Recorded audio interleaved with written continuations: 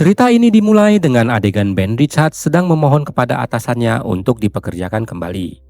Dia sangat butuh pekerjaan karena dia butuh uang untuk mengobati anaknya yang sedang sakit. Namun permintaan Ben ditolak mentah-mentah. Semua ini terjadi akibat perbuatannya yang melaporkan kecurangan perusahaan. Ketika keluar dari ruangan HRD, Ben melihat iklan acara Running Man, sebuah acara kompetisi yang mempertaruhkan nyawa, namun berhadiah senilai $1 miliar bagi pemenangnya. Di rumah, Ben sedang bersantai menonton sebuah acara kuis ekstrim yang menawarkan hadiah uang besar bagi para orang miskin. Namun, para pesertanya harus mempertaruhkan nyawa. Time to speed the beer! Who invented the pepperoni? Tidak lama kemudian, istrinya yaitu Sheila pulang dari kerja. Dia kembali dengan membawa obat flu murah untuk anak mereka, karena dia tidak sanggup membeli obat yang lebih baik. Setelah Ben mengabarkan bahwa ia gagal diterima bekerja kembali, mereka mengeluh betapa sulitnya hidup di negara itu. Hanya untuk sebuah obat flu saja, mereka tidak sanggup membelinya. Demi anaknya yang sedang sakit, Sheila ingin kerja di sebuah klub malam yang terkenal penuh dengan pria hidung belang. Ben tidak setuju dan mencegahnya. Melihat kondisi anak mereka yang tidak kunjung membaik, akhirnya Ben memutuskan mencari uang dengan ikut game show berbahaya di televisi. Sheila cemas dan melarang Ben untuk pergi, karena banyak peserta kuis yang terluka parah atau tidak pernah kembali. Terutama di acara kuis terheboh saat itu, yaitu The Running Man. Di acara ini tidak pernah ada peserta yang selamat. Ben berjanji pada Sheila tidak akan mengikuti kuis Running Man. Dia hanya akan mengikuti kuis-kuis yang tidak terlalu berbahaya. Setelah itu, akhirnya Sheila mengizinkannya pergi. Ben berjalan menyusuri kota. Dia tinggal di sebuah negara distopia yang dikendalikan oleh jaringan media bernama Network. Di negara ini, rakyat miskin adalah bahan hiburan bagi para orang kaya. Mereka mempertaruhkan nyawa untuk hadiah uang kuis demi sekedar bertahan hidup. Dalam antrian, terlihat kalau orang-orang miskin tidak diperlakukan selayaknya seperti manusia. Seorang pria tua yang mengantri di belakang Ben tiba-tiba jatuh karena sakit. Ben mencoba membantu pria itu, namun penjaga malah memukulinya. Ben mencoba melawan, tapi dia tidak berdaya, hanya bisa menyimpan emosi di dalam hatinya. Ketika akhirnya tiba giliran Ben, perlakuan sang operator pendaftaran membuat emosinya meledak. Karena tindakannya ini, tiba-tiba sang operator pendaftaran mendapatkan instruksi khusus untuk memberi Ben akses ke lift 6. Di sana, ia bertemu Laughlin, seorang wanita yang merupakan tetangganya, juga seorang pria Cooper bernama Tim. Para kandidat segera diperintahkan mengganti pakaian. Mereka terlebih dahulu mengikuti tes fisik. Banyak peserta tumbang, tetapi Ben sudah sering melakukan pekerjaan berbahaya, sehingga baginya tes ini terasa sangat mudah. Pada ujian memanjat, Ben membantu Tim yang terjatuh, tetapi penjaga malah menghukumnya. Namun kemarahannya membuat setruman tongkat listrik seperti tidak terasa. Lalu tibalah saatnya untuk tes psikologi. Justice, Hilarious. anarchy, When? family. Everything. Sang psikolog menjulukinya sebagai kandidat paling pemarah yang pernah ikut kuis ini. Tes akhirnya selesai. Ben lalu dipindahkan ke sebuah ruangan untuk mengganti pakaian mereka dengan pakaian kuis. Ben mendapatkan jumpsuit warna merah bersama Laughlin dan Tim. Ben lalu bertemu dengan sang produser yaitu Killian. Killian tertarik dengan Ben. Dia ingin agar Ben masuk ke dalam acara The Running Man, acara terfavorit mereka yang berhadiah $1 miliar. Tetapi Ben menegaskan bahwa ia masih sayang nyawa dan lebih memilih untuk ikut permainan lain. Killian mencoba membujuk Ben karena melihat sifat Ben yang meledak-ledak dan potensi besarnya untuk menaikkan rating acara ini. Killian lalu memberikan iming-iming kepada Ben. Melihat uang dan memikirkan anaknya yang sedang sakit, Ben akhirnya menyerah dan menandatangani kontrak acara sebagai tanda resmi bahwa ia akan masuk ke dalam permainan mematikan tersebut. Saat meninggalkan ruangan Killian, Ben bertemu dengan seorang bodyguard bernama Doug. Orang yang ditugaskan untuk memindahkan dan menjaga keselamatan keluarganya sampai ia memenangkan permainan atau tewas sesuai isi kontrak. Doug memberinya satu kesempatan untuk berbicara dengan istrinya sebelum pertandingan dimulai.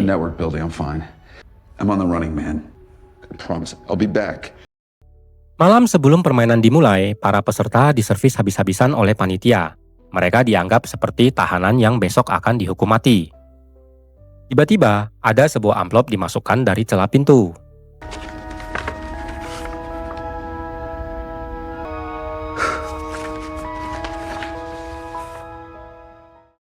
Keesokan harinya, tepat sebelum acara dimulai, Doug memberinya sebuah running band. Gelang ini berfungsi sebagai penghitung waktu dan hadiah. Dua penjaga lalu mengawal Ben menuju ruang produksi, di mana Killian dan Bobby, sang pembawa acara, sudah menunggu. Di sana, Ben juga melihat para pemburu elit yang nantinya akan memburunya. Kemudian sebuah trailer muncul menjelaskan peraturan permainan. Sang Running Man digambarkan sebagai kriminal. Mereka harus berlari meninggalkan kejaran para pemburu selama 30 hari untuk memenangkan $1 miliar. Para warga sipil yang melihat diperbolehkan untuk membunuh mereka untuk hadiah besar. Semua kejadian ini akan disiarkan secara langsung.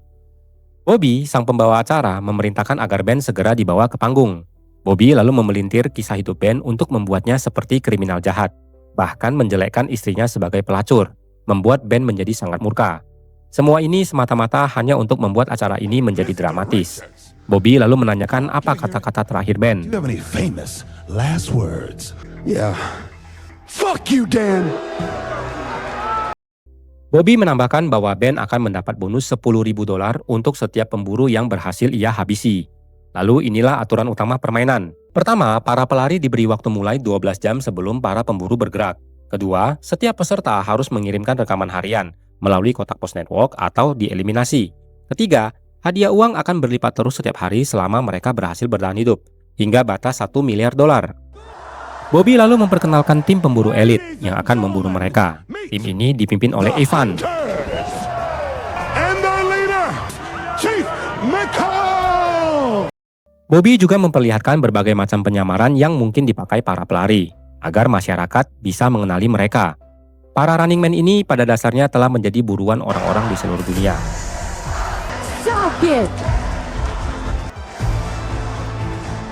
Dan akhirnya permainan pun dimulai.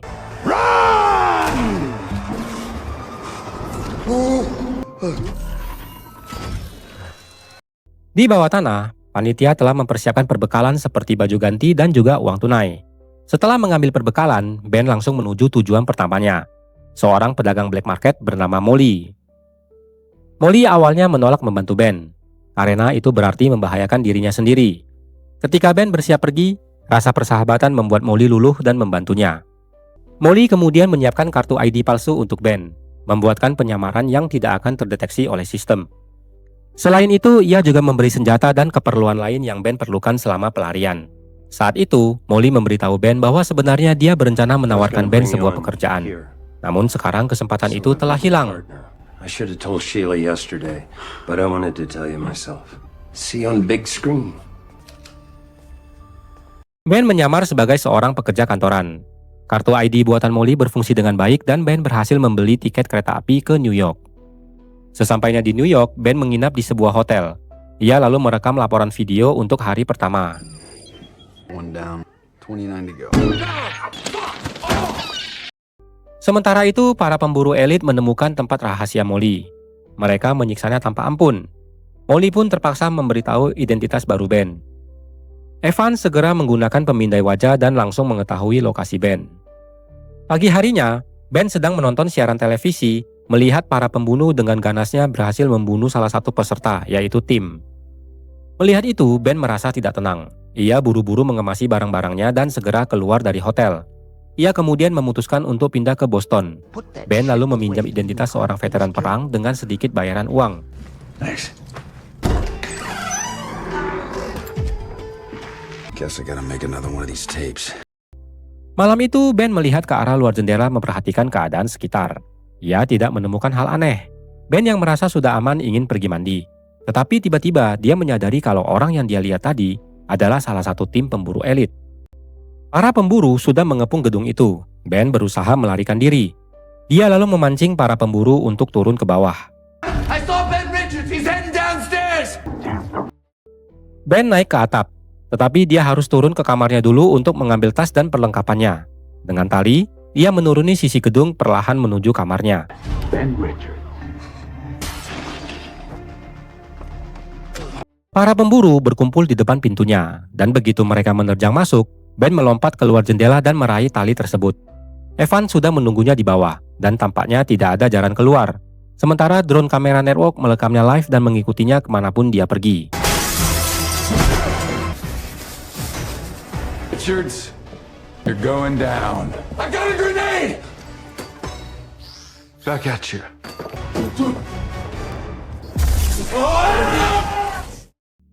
Ben berhasil turun ke basement. Para pemburu menembaki pintu dengan membabi buta menyebabkan pipa gas bocor. Hal ini menyebabkan basement itu pun meledak.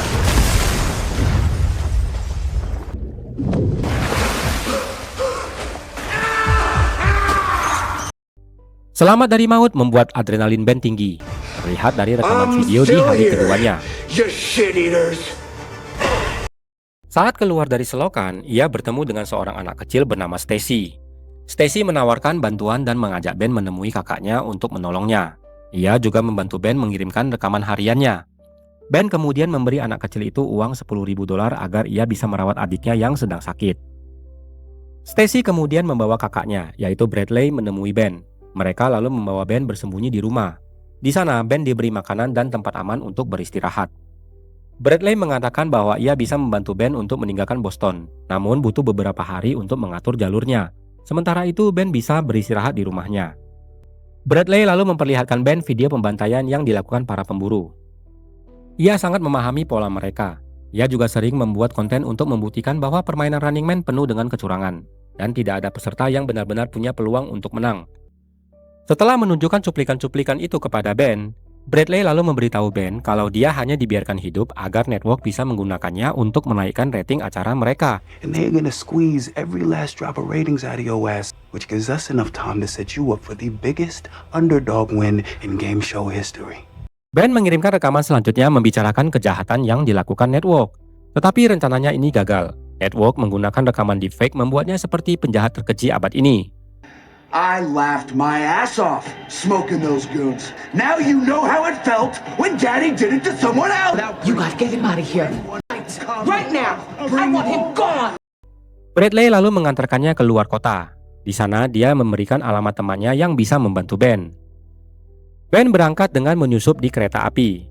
Sementara itu, kegigihan Ben membuat masyarakat kelas bawah mulai memandangnya sebagai simbol harapan. Poster serta coretan dukungan untuknya mulai bermunculan di mana-mana. And then there was one. 2 minggu sejak permainan dimulai, Ben akhirnya tiba di rumah Elton, seorang pria yang sangat membenci network. Elton percaya bahwa selama Ben masih hidup, ia bisa menjadi pemicu lahirnya perlawanan besar terhadap jaringan media itu. Namun pertemuan mereka tidak berlangsung lama. Para pemburu tiba-tiba mengepung rumah Elton.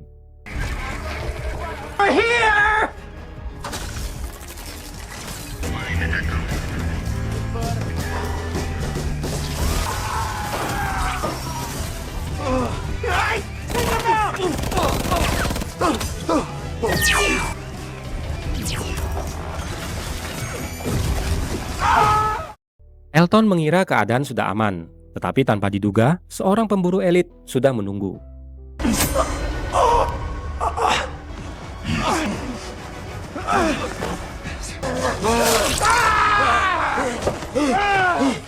Setelah menghabisi sang pemburu elit, Ben dan Elton lalu kabur dari rumah itu dengan sebuah mobil off-road.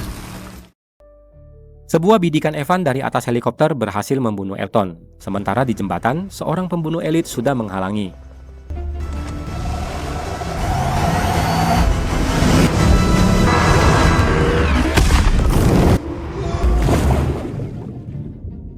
Ben melanjutkan pelariannya. Ketika tiba di jalan tol, sebuah kamera pengawas menemukannya. Ben lalu menyandera sang pengendara itu. Dia bernama Amelia, seorang wanita dari kalangan elit yang menganggap Ben adalah kriminal sampah masyarakat. Awalnya Amelia percaya pada narasi palsu yang selama ini diberitakan pada acara Running Man. You have successfully yielded. Nice. Don't worry, lady, we're the good guys. Stay with us. Just step out of the car. It's him we want.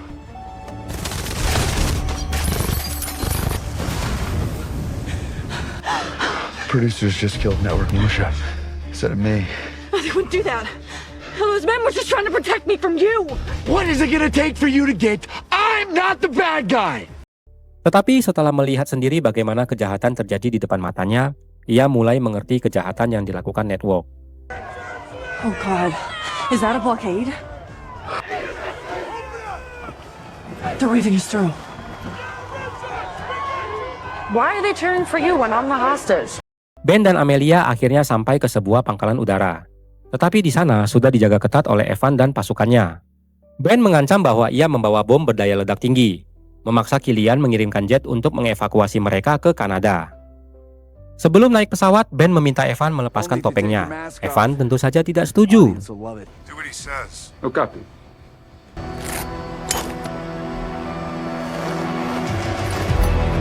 There it is. Di dalam pesawat, Ben menyadari kalau para pilot adalah tim pemburu elit. Ketika pesawat sudah mengudara, Evan hendak bergerak membunuh Ben. Namun Ben mengancam akan meledakkan pesawat jika dia tidak diantarkan ke tempat yang aman. hunters in the cockpit to do what I tell them. Otherwise I blow up this jet and everyone on it. Ternyata Killian sudah menyadari kalau bom yang dibawa Ben adalah palsu, karena di pintu pesawat terdapat scanner canggih.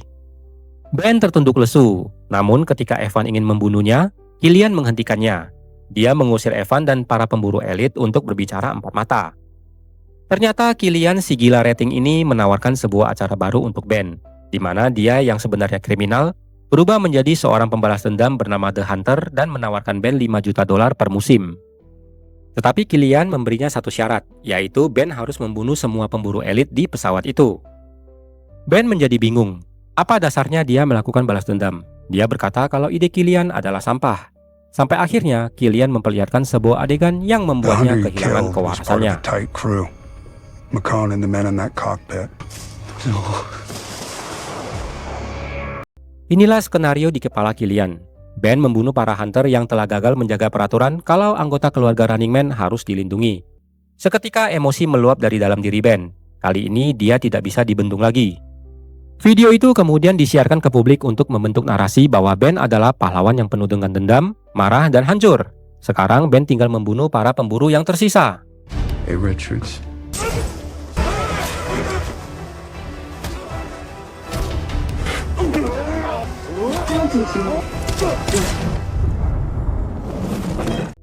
Ben kemudian berduel dengan Evan. Ternyata Evan dulu adalah seorang running man. Dia bertahan sampai hari ke-29 hingga akhirnya memilih bekerja untuk network. Setelah pertarungan sengit, Ben menghabisinya. Do it, tough guy. See if I twitch. That's game. Ben kemudian memberikan satu-satunya parasut yang ada kepada Amelia, memastikan perempuan itu bisa turun dengan selamat. You're gonna pull that down all the way. I'm sorry they did this to you! Killian yang sangat terkesan dengan ketangguhan Ben kembali menggoda Ben dengan tawaran acara baru The Hunter. This summer, Ben Richards is Hunter 6. Dia juga memberi Ben kesempatan berbicara langsung kepada publik. Tetapi ketika Ben memohon kepada masyarakat agar mematikan siaran propaganda tersebut, network segera memotong siaran. Network kemudian menampilkan deepfake yang menunjukkan Ben hendak menabrakkan pesawat ke markas pusat network. Jet itu kemudian dihancurkan oleh rudal sebelum mencapai targetnya. Setelah kejadian meledaknya jet itu, Bradley meliris video yang membongkar kebohongan network. Ia mempublikasi rekaman dari kotak hitam jet yang berisi percakapan asli antara Ben dengan Killian, tanpa manipulasi apapun. Pesan itu memicu gelombang kemarahan nasional. Terungkap pula bahwa anak dan istri Ben ternyata masih hidup. Mereka sekarang bersembunyi dengan identitas baru. Saat musim terbaru Running Man hendak dimulai, studio dipenuhi penonton yang membawa spanduk untuk memprotes. Bobby, sang pembawa acara, melihat kalau acara ini sudah tidak ada harapan, langsung mengundurkan diri. Killian mencoba mengambil alih panggung, tetapi massa yang marah melemparkan bom molotov. Di tengah kekacauan itu, Ben muncul dari kerumunan. And action. Demikianlah film The Running Man, sebuah film yang menunjukkan cara licik penguasa mengalihkan perhatian atas penderitaan rakyat kecil, dengan acara-acara maupun berita viral yang tidak ada gunanya. Semuanya hanya untuk pengalihan isu. Semoga penonton semua terhibur, sampai jumpa lagi di rekap selanjutnya.